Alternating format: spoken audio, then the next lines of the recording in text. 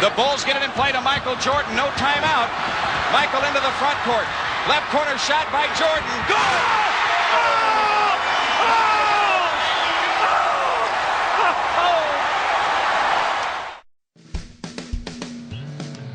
I always like to say that Michael got to play with me for a year at North Carolina. I think it really helped him. Spectacular player from the beginning. You can see right away Jordan was going to be a big-time scorer. And showed what an impact he was going to have on the league.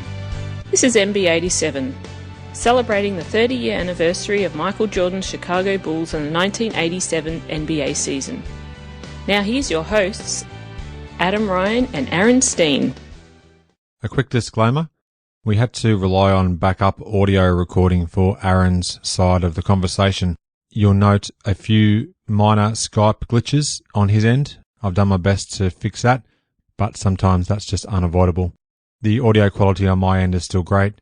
We should be back to our regular great quality audio on both ends in our next episode. Welcome back to another episode of NB87, Aaron. We're up to episode 3 of the series, so things are coming along nicely. Thanks again for being a part of the show, mate, and we'll quickly welcome back our regular listeners and those also new to the show. How are you today, mate? Good, mate. Let's kick off this episode quickly with a great podcast review from our main man, Kmart, on Twitter at kmartin81. His latest review of the podcast is titled Let the Season Begin on the USA iTunes Store, and it reads, "Hey guys, I'm beyond excited that you guys are back for the 86-87 season. This was the first of Michael's 10 straight, full season, scoring titles. I can't wait to hear all the stories that went on during that season, not only with Jordan and the Bulls, but the entire NBA. Thank you guys for all your hard work." Thank you, Curtis, for another great review, and we appreciate you taking the time to let us know how much you enjoy the show. NBA News, Notes and Quotes.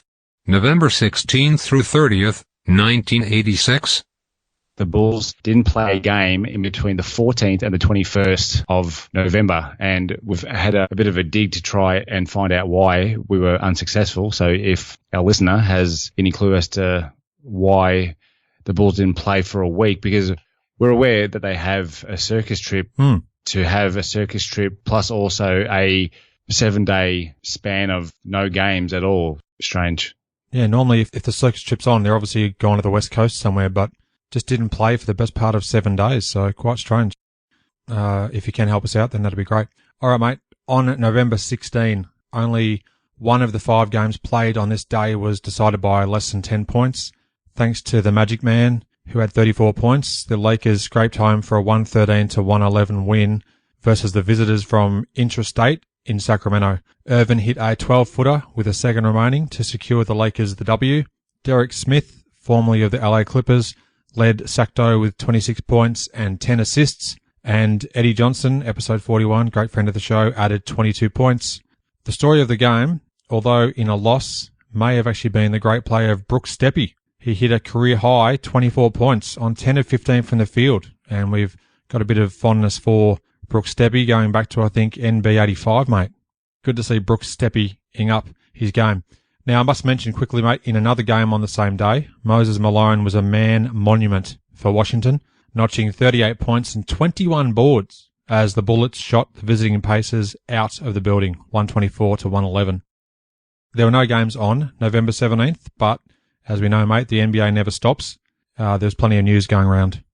Bob Sakamoto gave us Jerry Krause's thoughts on the season thus far on November 17, the aforementioned. Most of the criticism from the preseason had dissipated with the Bulls' 5-3 start, but Crumbs said he wasn't getting too high or too low with the Bulls' play. Quote, "People give me too much credit when we win and too much blame when we lose. It's the organization that wins and loses," end quote. Oh, this is funny stuff. I love how just trawling back through all the things that have happened in the best part of, 30 years ago to read these sort of quotes. It's quite funny, amusing, nostalgic, enjoyable. Any other adjective you want to name, I guess. Despite Steve Buffon-Coulter only shooting 31% early in the season, Doug Collins won't replace him with John Paxson, whose 56% shooting tops the team. He liked Paxson's offense and outside shooting and wants him to take 13 or 14 shots per game. Doug had also spoken to Dave Corzine about playing with his back to the basket more as opposed to the high post play he is well known for. Good stuff. On November 18, Bob Sakamoto wrote an article about the Bulls' quintessential team player, John Paxson, and his importance coming off the bench as scoring power when MJ gets one of his brief rests. He has outplayed current starter Steve Coulter to this point, but would remain on the bench for Coach Collins. Paxson had gone from his days at Notre Dame, where Digger Phelps ran the ball through him, leading to 20 shots per game, to his first few seasons in the pros that were more about playmaking as his coaches wanted him to set up teammates. In a recent Bulls practice, Charles Oakley and Darren Daye had a minor confrontation. Oakley gave Daye a solid pick at one end of the court, to which Daye answered by hooking Oak and putting him on the floor at the other end. Oak said it was one of those things where you get it off your chest and it ends there and then. Lucky for Darren.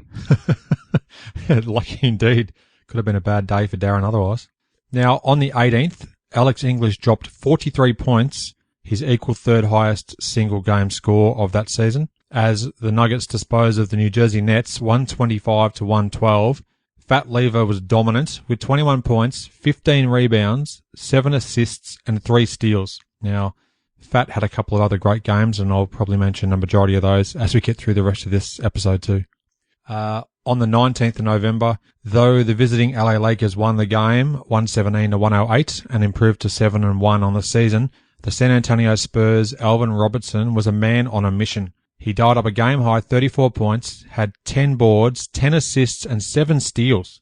So I went to basketballreference.com, of course, and worked out that he had 4 career games where he had at least 10 boards, 10 assists, and 7 steals. However, this was the only one where he sprung for at least 30 points. So fantastic effort there from Alvin.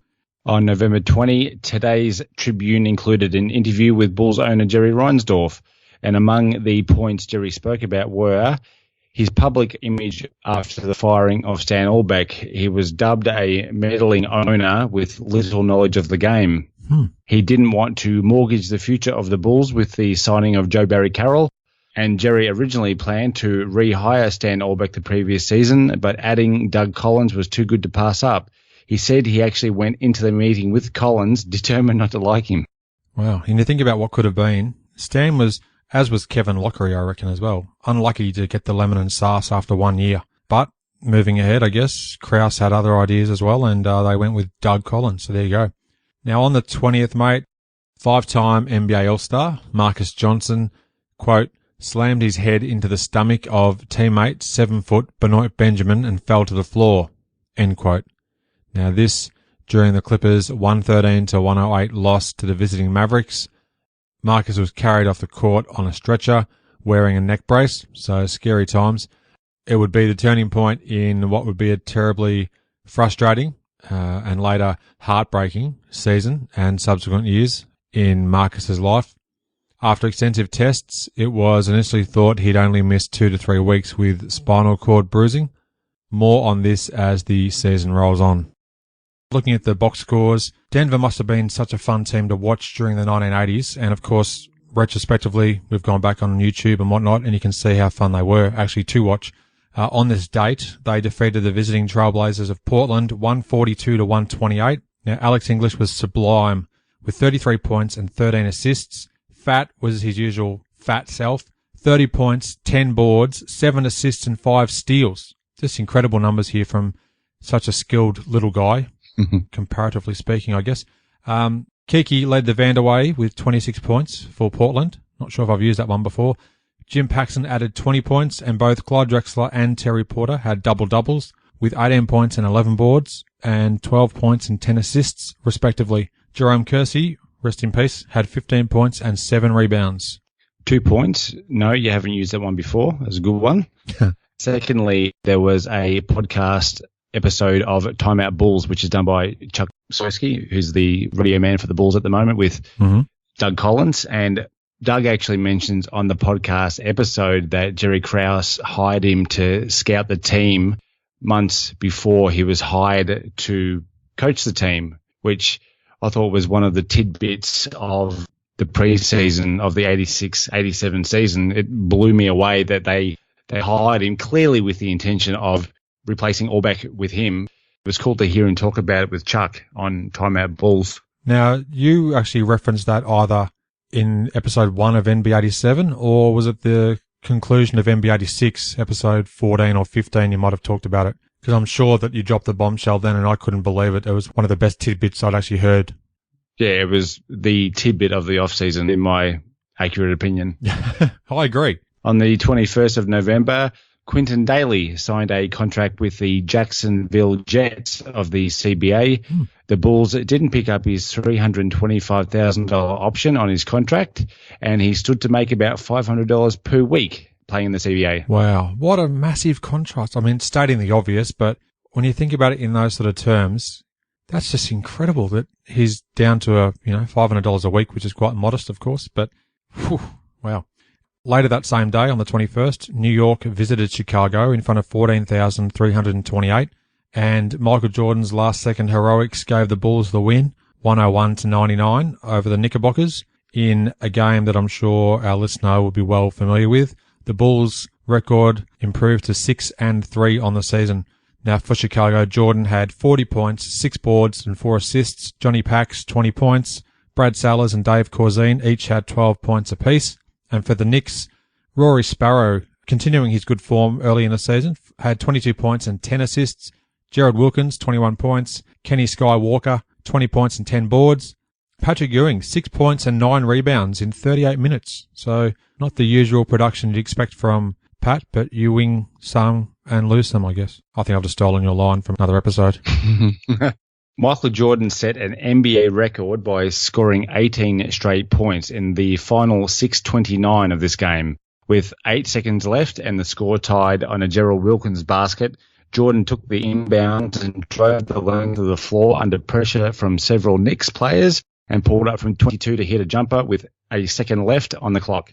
This play has been featured on Jordan highlight packages over the years with the soundtrack of JD's call of the game and Red Curse screaming celebration as MJ hit the game winner. I can clearly hear it right now. The Bulls get it in play to Michael Jordan. No timeout. Michael into the front court. Left corner shot by Jordan. Good!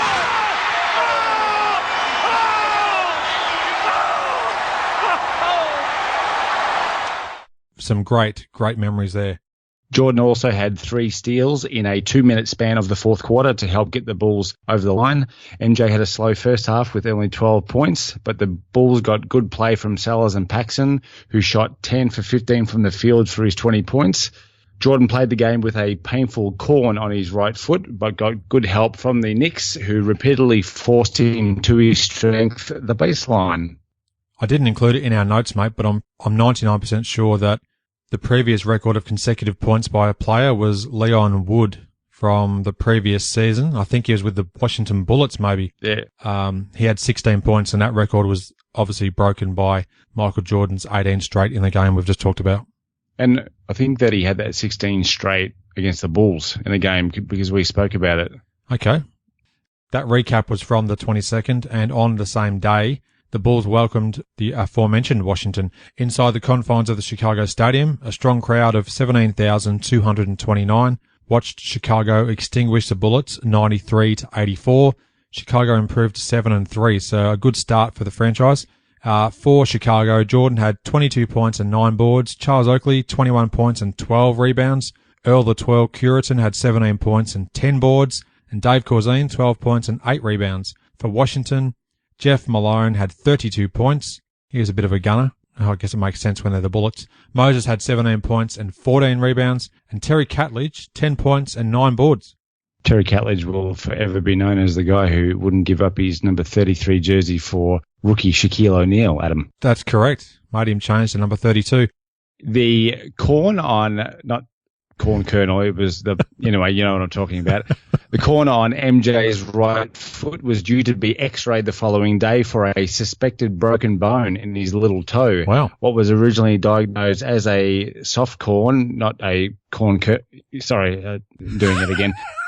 By Mark Feitl was still causing Jordan pain, so it was decided that it would be x-rayed to see if the damage was more severe. This news took the luster off the Bulls' win over Washington in front of a crowd including actor Burt Reynolds. There you go.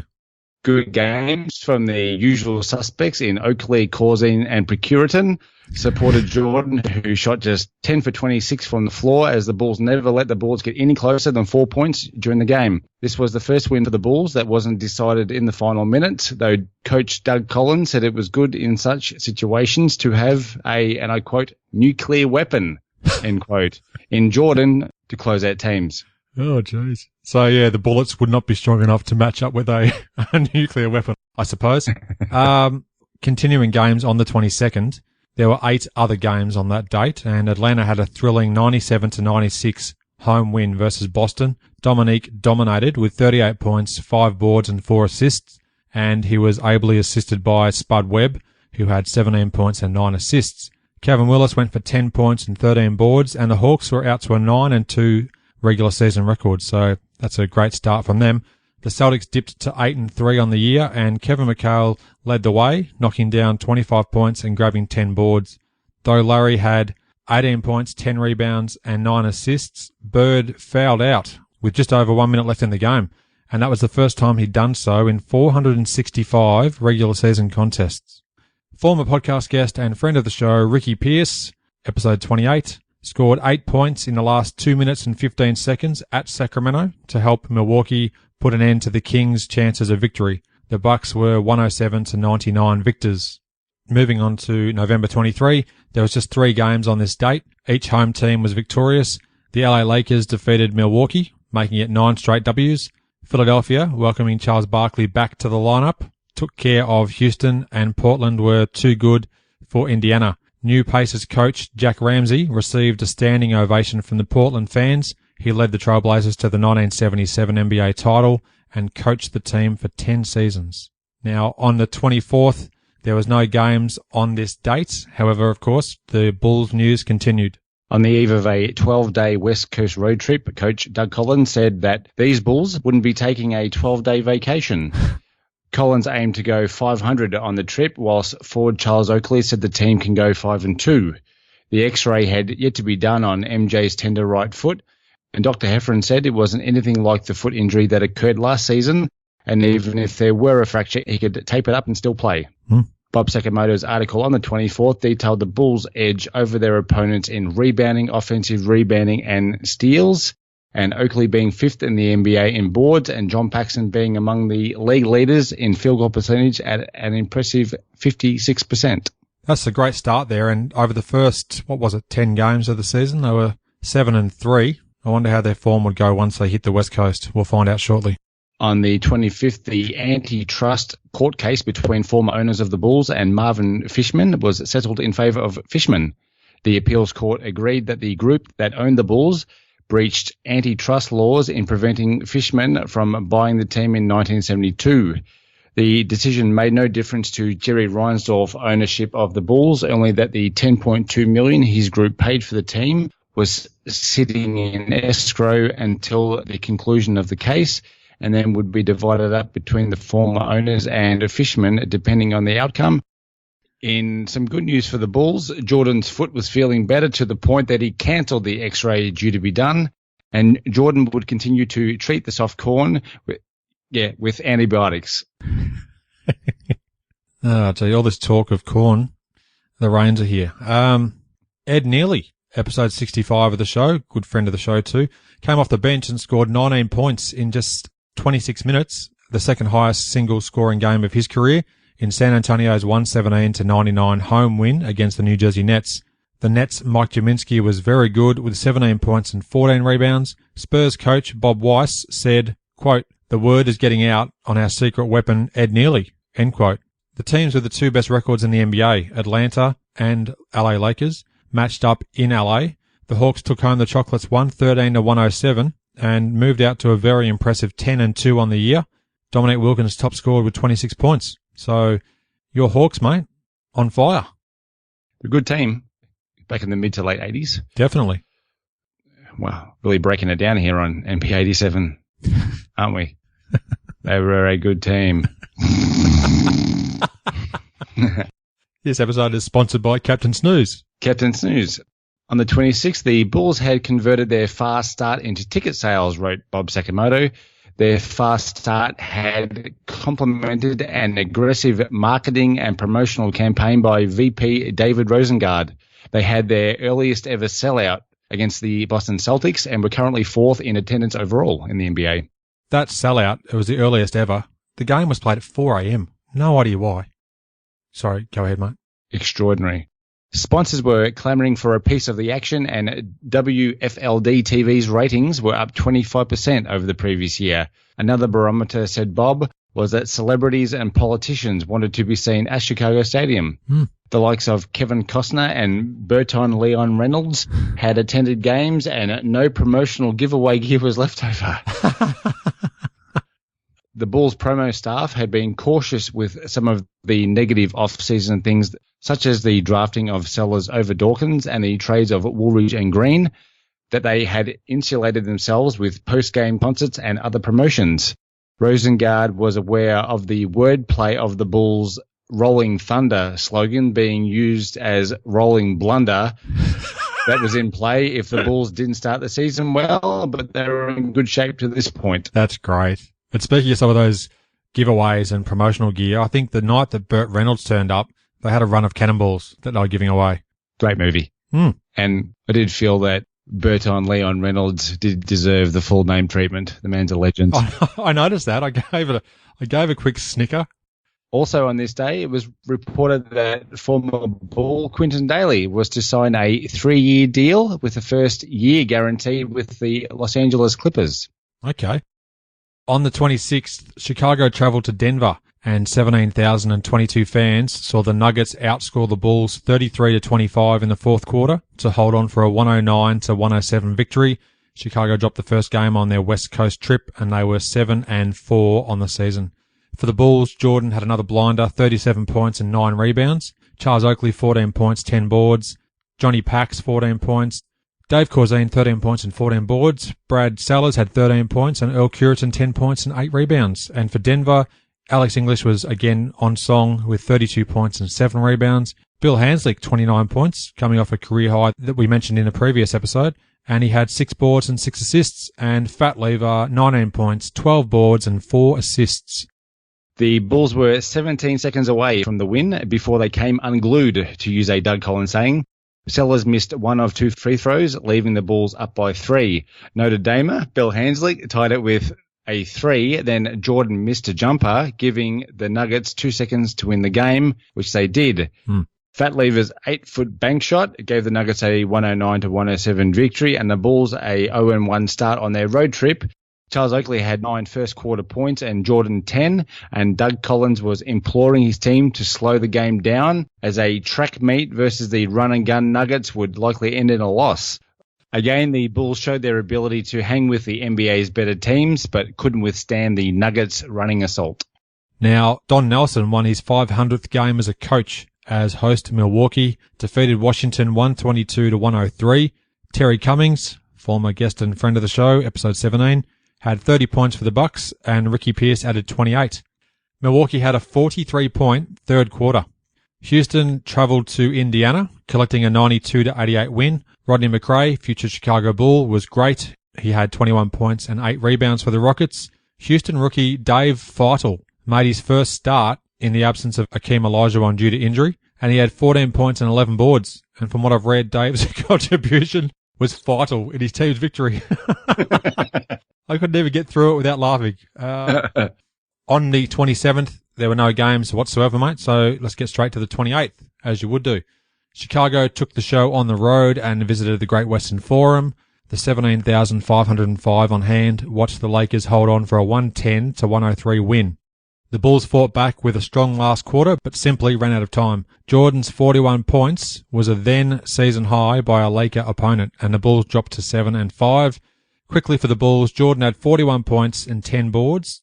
He also had 2 buckets of ice to soothe his right elbow, given he took, 43 shots? 43 shots to score 41 points. That's extraordinary stuff. Oakley had 16 points and 21 rebounds. Thank you very much. Mike Brown, good friend of the show, episode 62, had 7 points and 11 boards in 24 minutes. And for the Lakers, the Magic Man had 30 points and 9 assists. Worthy was just that with 27 points. And AC Green had 15 points and 12 rebounds. AC Trees of Green. I was going with the Red Hot Chili Peppers line. AC Green, slam so hard, break your TV screen.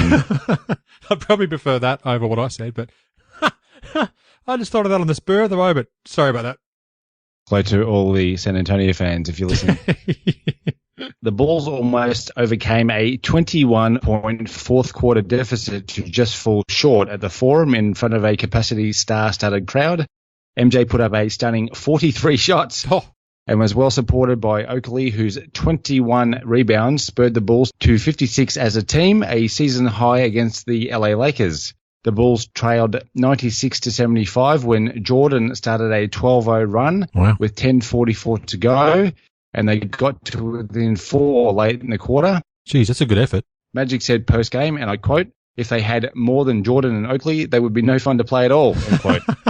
Jordan was so pumped for the game, he asked to check out 8 minutes into the game because he was winded after the Bulls' 16-6 start, hitting their first 7 shots. Wow. On checking out, the Lakers then went on a 10-0 run to right the ship. John Paxson sprained his hand in the game but was expected to play against Golden State the following night. He was a Warrior, so he probably would have done it. On the 29th of November, the Bulls matched up against the Golden State Warriors. As was often the case early in his career, Jordan played the role of a one-man band.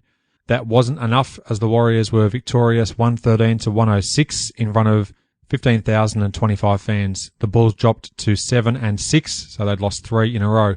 For Chicago, Jordan had 40 points, 5 rebounds, 6 assists and 4 steals.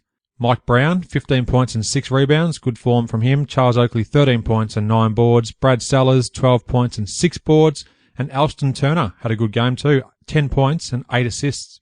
For Golden State, Joe Barry Carroll, 28 points and 4 blocks. And Chris Mullen had 21 points and 5 assists. And Ben McDonald, get to him in a moment, had 16 points and 6 rebounds. Larry Mr. Mean Smith, 13 points and 11 boards. And Sleepy Floyd, 12 points and 15 assists. Now, have you ever heard the name Ben McDonald as an NBA player of the 80s? Only that his father was a farmer and he's quite old. Oh, sensational. Sensational. Hashtag Ronald. That is very good. Draws well on the whole corn discussion earlier as well to do with Jordan. Ben McDonald, 6'8", 210 pounds, played 186 total games in the NBA. Averaged 6 points and 3.2 rebounds a game over 4 seasons, and 3 of which were with the Golden State Warriors. So I'm really glad I mentioned his name because you got him one of the great lines of the NB franchise. So well done. This game in Golden State on November 29th was covered in the Tribune on December 1st due to the late start of the game on the West Coast, I would imagine. Adam? Yep. Returning to the venue in which he broke his left foot the season before, Jordan shot only 11 for 30. That's 73 shot attempts in 2 games. Wow. That's incredible, isn't it? After playing 3 games in 4 days, the Bulls had 2 days off before playing the Sonics in Seattle. Coach Collins remained confident in closing out the road trip strong after having beaten upcoming opponents Utah in the preseason and Phoenix and San Antonio earlier in the regular season. Golden State coach George Karl played the bigger 6'8" Ben McDonald on MJ, along with help from Sleepy Floyd and Terry Teagle. There you go, mate. Ben McDonald gets a couple of shout-outs. That's great. I love these seemingly unknown players of the 80s. I love that sort of stuff. Yeah. Now, you mentioned there, mate, that the Bulls had a couple of days off before playing the Sonics. Let's hope they certainly did get some rest because the last thing you want to do is be sleepless in Seattle. Now, going back to the 30th, mate, there were 3 games on this date. At the Great Western Forum in the Battle of Los Angeles, the Lakers blew open the game early as Byron Scott scored 16 of his team-high 26 points in the first quarter. The Clippers were down by 20 points after just 10 minutes of action. The Lakers moved to 12-2, equaling their best start ever. This was the Clippers' 9th straight loss. The only bright spots were Lancaster Gordon, he of the 1984 famed draft class, who had 27 points, which was the second best scoring game of his career, and Michael Cage's 26 points and 14 rebounds. Cage's 26 was good for the equal third best scoring game of his career, and for what it's worth, both players would have their career highs that we'll likely mention later on in the same season. One other note worth mentioning, in Portland's 118-101 win at Indiana, the team shot a perfect 30 of 30 from the free throw line. and that was good for a then second best consecutive free throw performance ever by a team. Utah held the record with 39 straight in 1982, which is quite incredible. Not sure actually if that's been beaten since. I did have a quick look and couldn't find an answer straight away.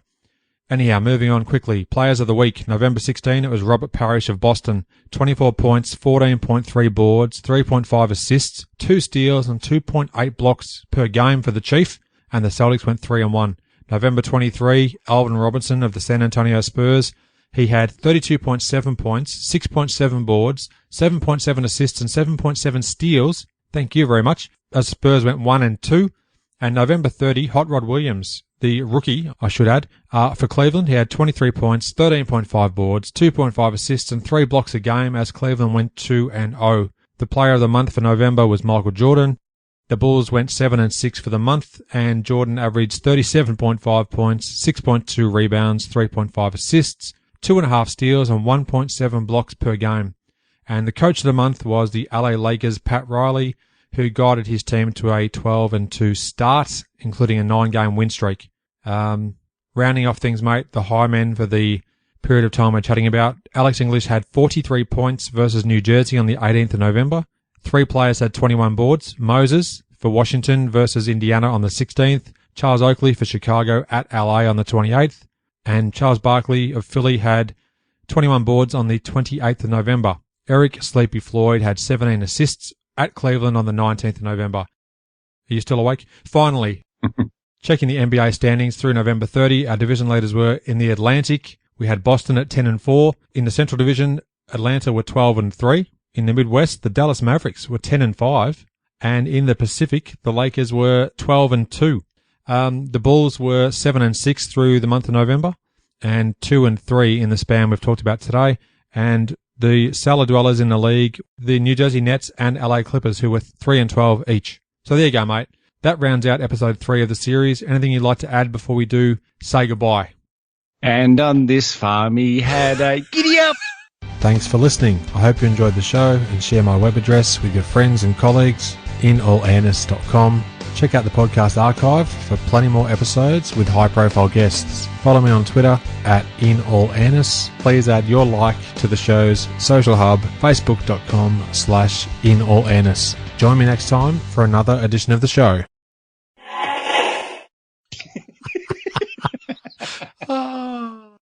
You've just been waiting for that, haven't you?